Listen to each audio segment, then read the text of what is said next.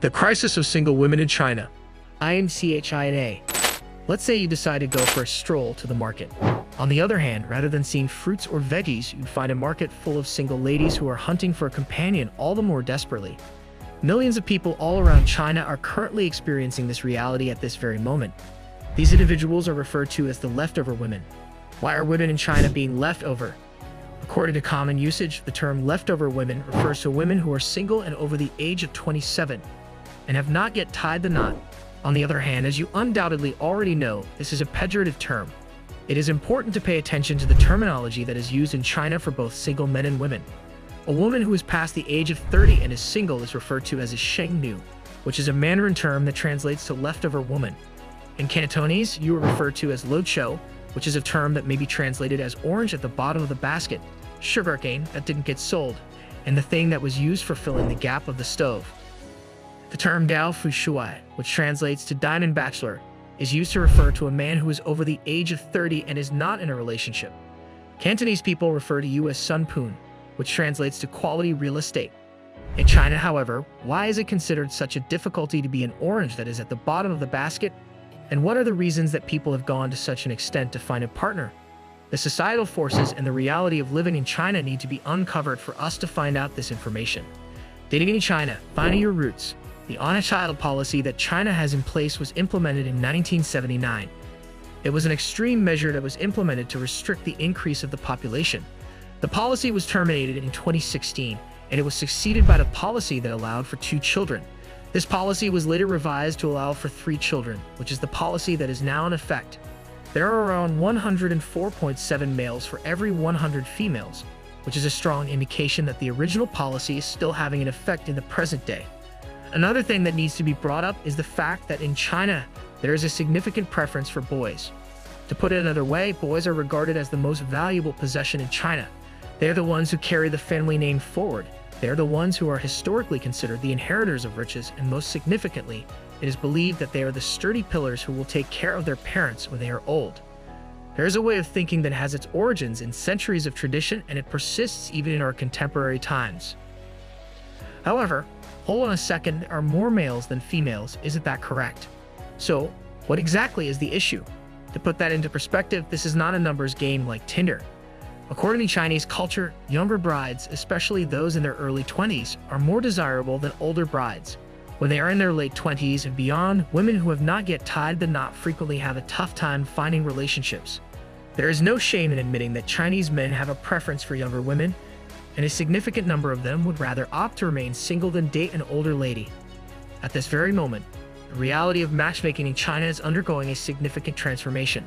Many of the ladies who were left behind are transitioning to a new life. The problem with women who have leftovers.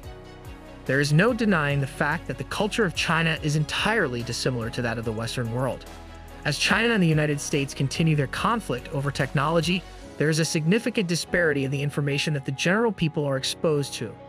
As an illustration, on TikTok in China, there is a distinct version that is known to promote content that is educational, historical, and scientific, whereas the version that is used in the United States is known to promote dancing videos and content that is questionable. Therefore, taking all of this into consideration, it should not come as a surprise that millions of women are opting to seek higher education or to emphasize their jobs. What are the outcomes?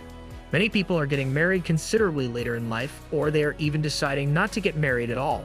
This change undermines the old assumptions that women were expected to prioritize marriage and family for the majority of their lives. The shift in priority, however, is not only in the head but also in the place of the individual. It has been stated that Chinese males living in rural areas are having a harder and harder time competing for the attention of potential partners. How come? The reason for this is that a large number of women from rural areas have moved to urban areas in search of better economic prospects. A significant number of these working women do not mind being single, yet traditions and family roots continue to be strong, which is why some parents choose to take matters into their own hands and visit wedding markets to publicize their daughters who are not married. Opportunities for marriage in China. Every weekend, you can encounter hundreds of worried parents clutching marriage overviews of their children. This is something that happens every weekend. Not only do these resumes include standard information like as the applicant's age, height, and income, they also go into further details such as whether or not the applicant owns a house or a body of automobile.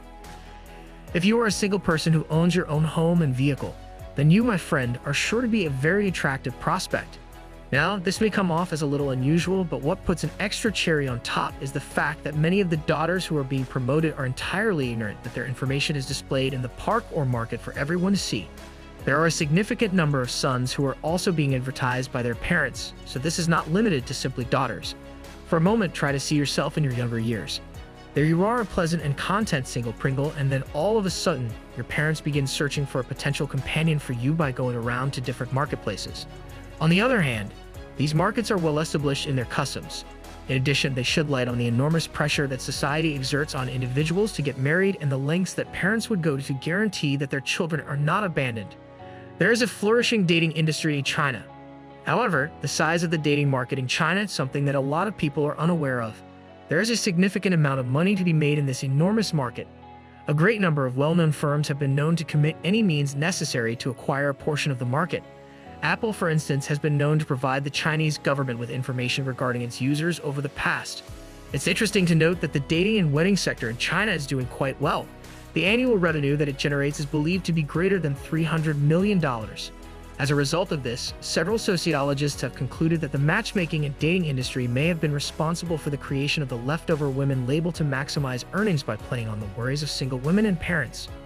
The prospects for China's women who have leftovers.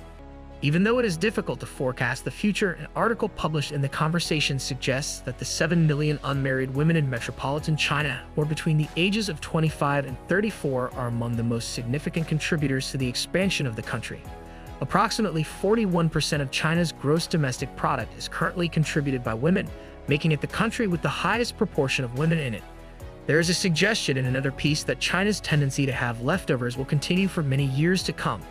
Women's rights activists in China continue to strive for justice and equality even though they are subjected to a variety of obstacles, including detention, intensified surveillance, house arrests, and incarceration.